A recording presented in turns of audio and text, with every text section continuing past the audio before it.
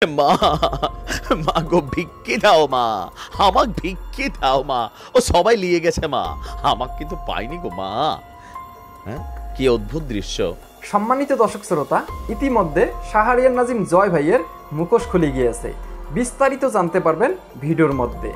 বর্তমান সময়ে একটি সিটি ভাইরাল হয়ে গিয়েছে। সেই সিটিটি লিখেছিলেন শাহরিয়ার নাজিম জয় ভাই। সেই সিটির মধ্যে লিখেছেন যে মা মা সম্বোধন করে জমি চেয়েছিলেন শেখ হাসিনার কাছে। সম্মানিত দর্শক শ্রোতা, কঠোরভাবে ধোলাই করছেন ইউটিউবার নাইম ভাই শাহরিয়ার নাজিম জয় ভাইকে। তাহলে চলুন সেই বক্তব্যটি আগে শুনে আসি যে কিভাবে তাকে ধোলাই করলেন আর কিভাবে তিনি জমি চেয়েছিলেন শেখ হাসিনার কাছে। চ্যানেলে নতুন হলে অবশ্যই চ্যানেলটি সাবস্ক্রাইব করে নেবেন। তাহলে চলুন সেই বক্তব্যটি আগে শুনে আসি। মা, মা গো ভিক্ষে দাও মা, আমাক ভিক্ষে দাও মা। ও সবাই নিয়ে গেছে মা, আমাক কিন্তু পাইনি গো মা। হ্যাঁ, কি অদ্ভুত দৃশ্য।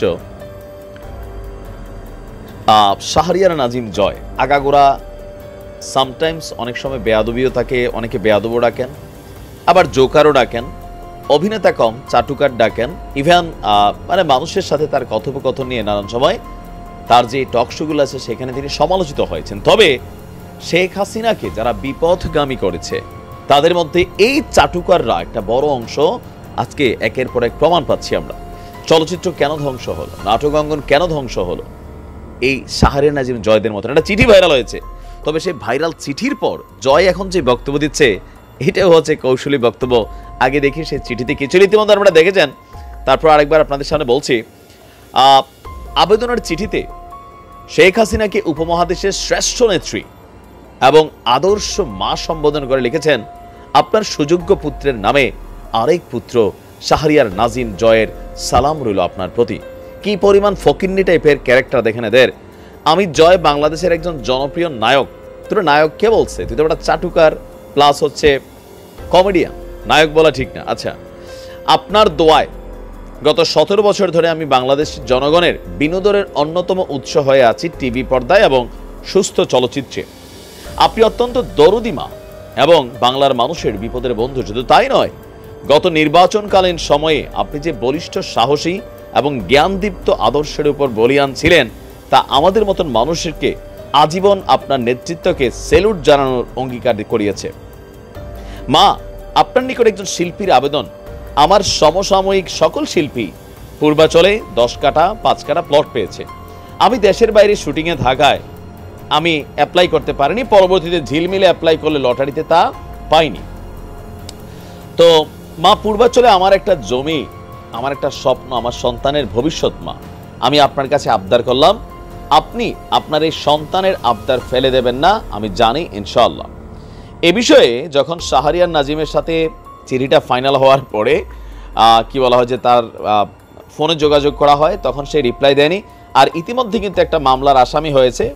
বিএনপি চেয়ারপারসন বেগম খালেদা জিয়ার গাড়ি বহরে হামলা এবং তাকে হত্যা চেষ্টার অভিযোগে এই মামলার কিন্তু আসামি। এবার এই চিঠিটা ভাইরাল হওয়ার পর এই কি বলা যায় বাটিপার সে একটা স্ট্যাটাস দিয়েছে, অবশ্যই এই চিঠি চাটুকারিতার মধ্যেই পড়ে, এর জন্য অপমান আমার প্রাপ্য।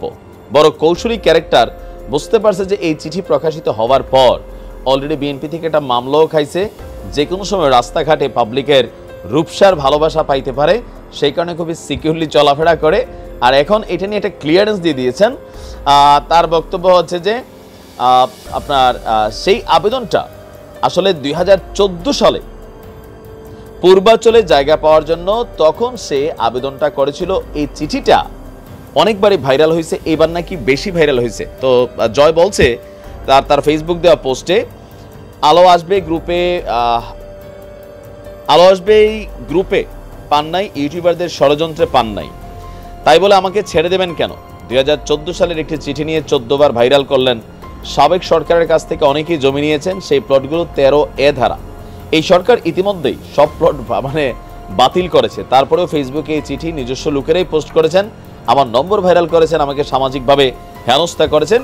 তো চিঠিটা অবশ্যই চাটুকারিতার মধ্যে পড়ে, এর জন্য আমি আপনাদের অপমান প্রাপ্য। কিন্তু দেখেন, শাস্তিটা বেশি দিয়ে ফেলেন না, আল্লাহ তবে আপনাদেরও ক্ষমা করবে না।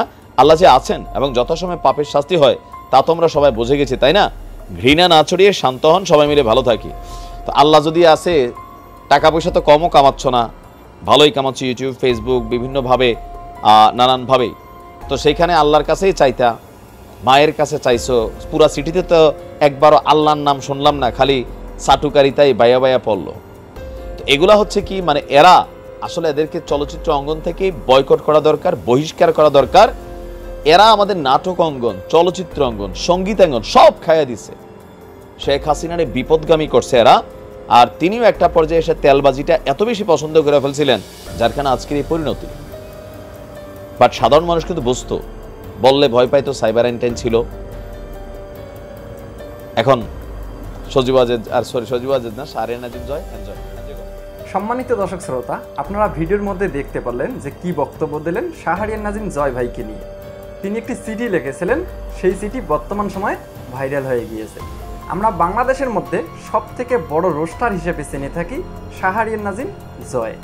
সম্মানিত দর্শক শ্রোতা, এই শাহরিয়ার নাজিম জয় ভাইয়ের বিষয়টা ঠিক এইরকমটা দাঁড়িয়ে গেল, তিনি জমি ভিক্ষা চেয়েছিলেন। সম্মানিত দর্শক শ্রোতা, এই বিষয়ে অবশ্যই আপনাদের মূল্যবান মতামতগুলি কমেন্ট বক্সে লিখবেন। এরকম আপডেট ভিডিও পেতে চ্যানেলটি অবশ্যই সাবস্ক্রাইব করে নেবেন। তো ধন্যবাদ সকলকে, নেক্সট ভিডিওতে দেখা হবে। আল্লাহ হাফেজ।